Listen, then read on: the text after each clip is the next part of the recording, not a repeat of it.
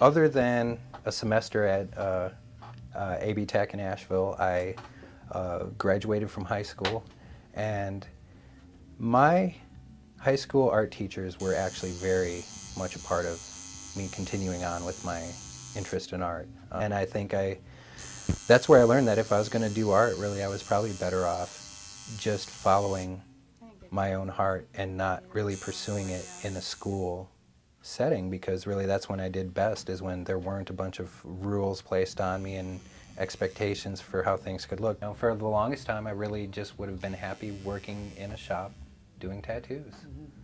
Like that first half of my career that I talked about, I would have been happy just taking things off the wall, putting them on people, and getting paid for it.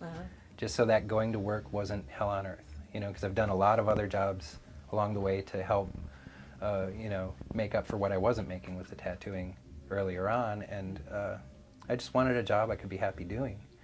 And then I had that, and then after a while, that wasn't enough. I wanted to make it more something that was attached to me personally, aesthetically. You know, I felt like there was something missing in what people consider to be tattoo art, and I really wanted to bring my idea of what I thought was missing.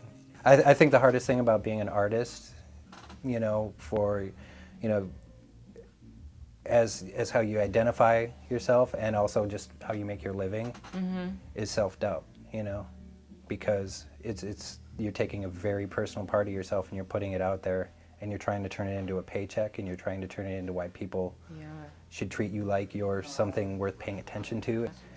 And so I guess I've really just tried to be really upfront with myself about it. And yeah, that's the hardest thing, because you're always going to run into people who are going to be like, so when are you going to get a real job, you know, or whatever. And okay, well, what is a grown-up thing to do? And then list off all the grown-up things that are just god-awful wastes of time, mean, terrible things to do, you know, and then you can have your justification for going on with your happy little art project or whatever, you know. I don't think a person should feel shame for doing something that brings light into the world. Right. Creativity does that for sure. Definitely.